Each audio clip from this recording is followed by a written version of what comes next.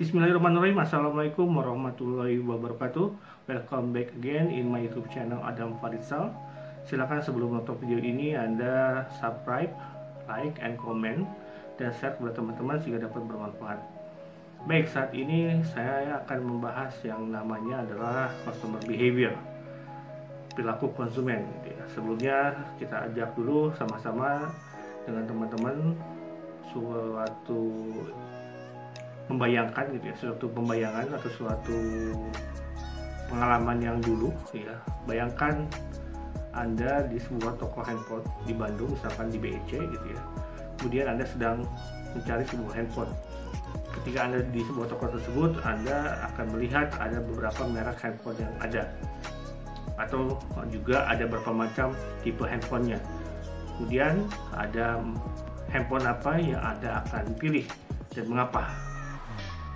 Itu adalah aktivitas kita ketika kita mencari suatu kebutuhan. Ada perilaku di situ gitu ya.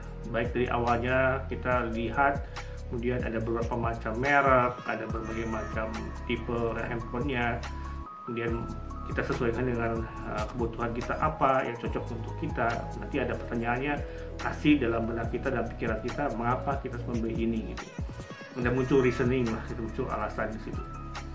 Nah, itu adalah perilaku behavior dari awal sampai dengan akhir. Nah, kalau didefinisikan, perilaku konsumen adalah perilaku yang diperlihatkan oleh konsumen ketika dia mencari, membeli, menggunakan, mengevaluasi sampai dengan membuang produk dan jasa tersebut gitu ya. Itu adalah perilakunya gitu. Yang nanti diharapkannya adalah dapat memuaskan kebutuhan mereka. Ketika kita membeli satu produk, pasti harapannya adalah kita menjadi satisfied terhadap produk tersebut gitu. Nah, di situ ada proses perilakunya. Yang pertama adalah mencari informasi sampai dengan bagaimana kita membuang produk dan jasanya. Nanti kita akan lebih detail lagi terhadap proses perilaku itu gitu ya. Nah, seorang pemasaran harus memahami tentang perilaku konsumen gitu agar menjadi tepat sasaran gitu ya. Sehingga sasaran yang kita bentuk atau sasaran yang kita tuju menjadi profitable bagi perusahaan. Nah, di dalam perilaku konsumen ada namanya konsumen, ada perilaku, ada konsumen. Nah, konsumen itu kita bagi dua. Pertama adalah konsumen perorangan dan konsumen organisasi. Yang namanya konsumen perorangan adalah disebut dengan customer individual gitu ya. Nah, berarti di sini ada sifatnya bisa dilihat. Kalau konsumen perorangan, dia adalah membeli barang dan jasa untuk pemakaian sendiri, untuk pemakaian rumah tangga atau sebagai kado untuk teman. Jadi dinamakan adalah B2C, bisnis to customer, langsung customer tingkat akhir gitu ya. Ada juga yang disebut dengan konsumen organisasi, adalah perusahaan yang mencari laba atau nirlaba gitu ya. Badan pemerintahan dan lembaga yang harus membeli berbagai produk, peralatan dan jasa untuk menjalankan organisasi mereka. Yang dinamakan atau istilahnya adalah B2B gitu. Business to business, mereka beli kemudian digunakan lagi untuk proses organisasinya, kemudian dia mencari keuntungan yang lebih baik gitu. Atau ya nirlaba gitu. Atau yang sebutnya yang non profit ya, mereka gunakan untuk perusahaan mereka gitu. Ya semuanya adalah konsumen gitu. Tapi masing-masing memiliki kriteria yang berbeda-beda. B2C, B2B sangat berbeda sekali nih untuk prosesnya gitu ya. Walaupun secara prosesnya ada kesamaannya, tapi ketika dalam detailnya itu masing-masing berbeda. Nah, mengapa kita perlu mempelajari konsumen? Berdasarkan dari konsep atau perkembangan paradigma pemasaran gitu ya. Di konsep produksi awal-awalnya ya, dia berasumsi bahwa konsumen hanya tertarik pada produk dengan harga yang murah. Jadi orientasinya hanya harga yang murah, tidak banyak behavior gitu ya. Yang penting murah gitu ya. Kemudian tujuan pemasarannya adalah produksi secara efisien dan murah, distribusi secara intensif, ekspansi pasar. Jadi lebih menggunakan namanya mass production di sini gitu.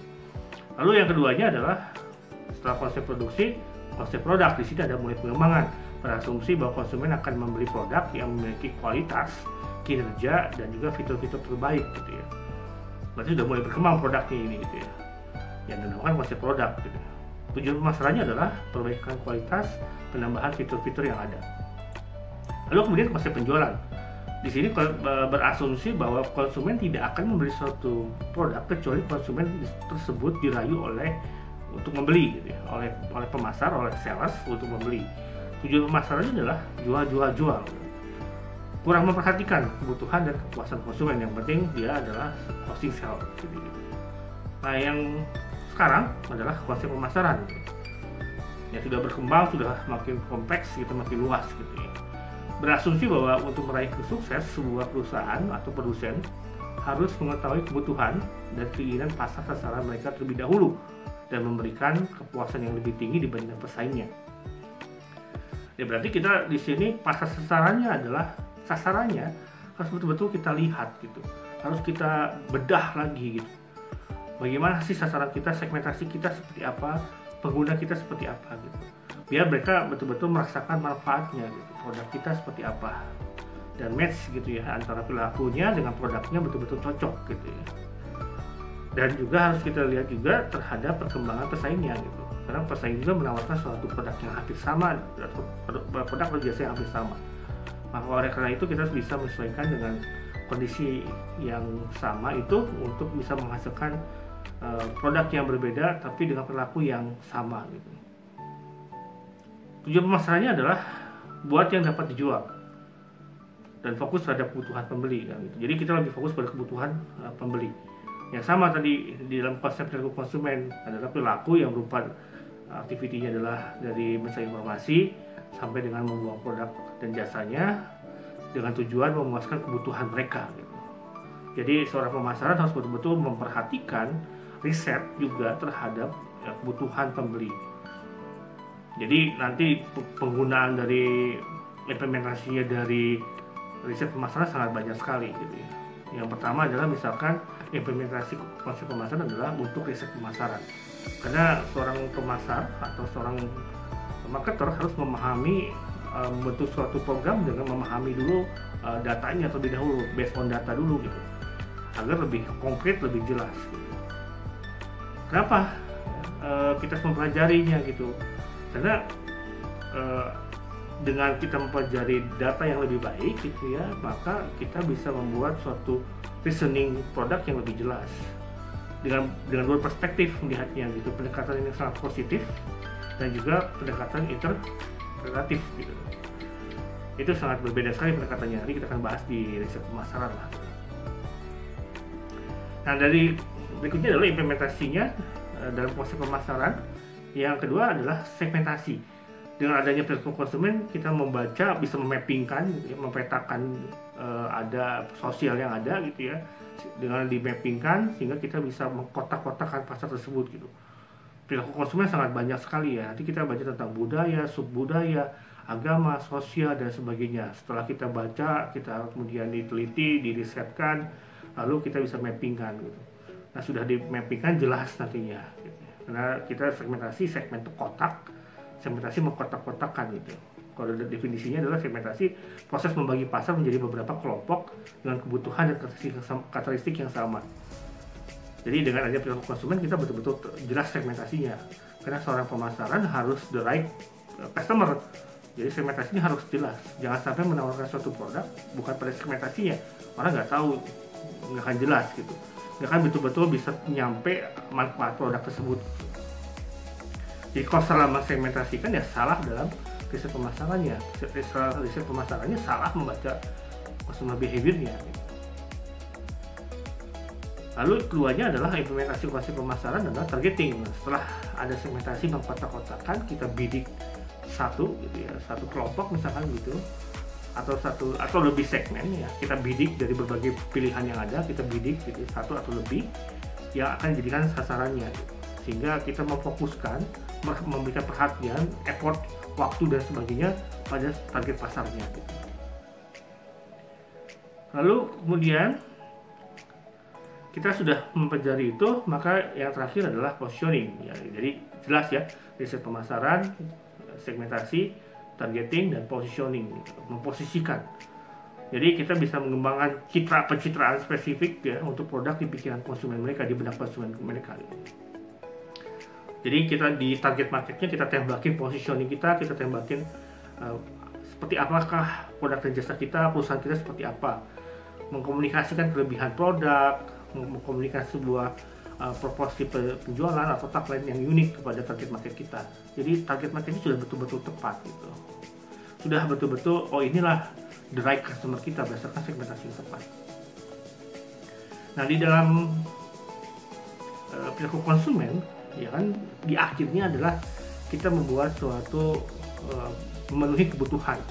Artinya ketika dia mencari informasi, kemudian di pertengahannya atau mau di akhirnya dia menggunakan produk tersebut, ada keputusan untuk pembelian, decision making tersebut gitu. Nah, kita pelajari tentang decision making tersebut gitu ya, atau keputusan pembeliannya tersebut gitu. Nah, sederhananya ada input, proses, output gitu. Itu sistemnya gitu. Ada inputnya, ada dipengaruhi oleh external influence gitu ya, di inputnya yang mempengaruhi terhadap prosesnya, nanti diolah, diproses, nanti di akhirnya akan di outputkan gitu. Nanti kita belajar tentang permodelan yang sederhana tentang pengambilan keputusan konsumen, tapi intinya adalah bagaimana dia melakukan pembelian, ya prosesnya, ya mencari informasi berdasarkan dari faktor external influence atau dari internal influence juga, nanti diproses, lalu jadilah decision making, yes or no misalkan begitu ya, di ujung-ujungnya seperti itu gitu ya, purchasing atau misalkan cross sellingnya seperti apa gitu. Nanti dari terakhir evaluasi, lalu kemudian membuang produk tersebut gitu. Nanti berproses terus kembali lagi ke awal lagi, input lagi. Kalau misalkan dia misalkan tidak menggunakan, dia akan balik lagi mencari informasi kembali.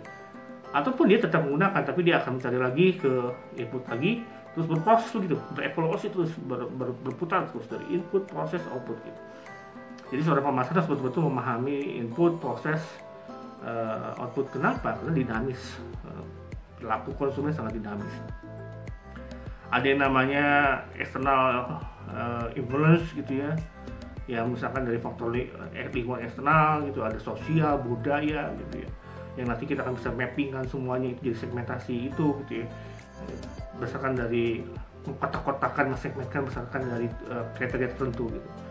Ada tentang apa namanya, politik dan sebagainya. Jadi kita lebih spesifiknya adalah tentang socio-kultural improvement yang kita akan nanti dibahas lagi di bab-bab selanjutnya tentang di buku customer behavior. Nah, sedikit aja membahas gitu ya.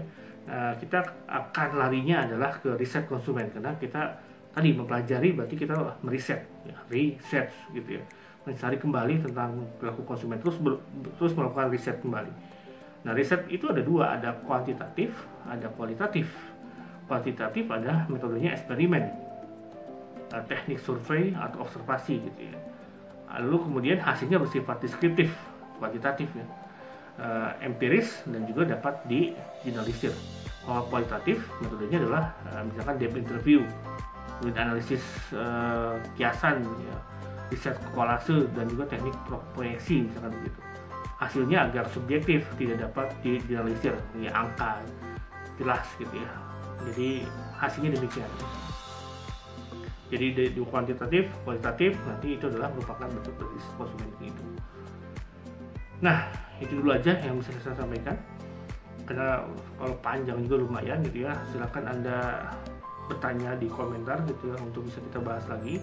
Semoga bisa memberikan manfaat juga bagi saya pribadi dan juga bagi teman-teman viewer, penonton subscriber saya gitu ya, atau teman-teman yang lain yang bisa ingin menonton video ini, silahkan, gratis gitu ya, hanya bermodalkan kuota tapi dapat ilmu juga gitu. Baik, mohon maaf kalau ada kesalahan dalam ucapan atau dalam penyampaian saya. Terima kasih. Assalamualaikum.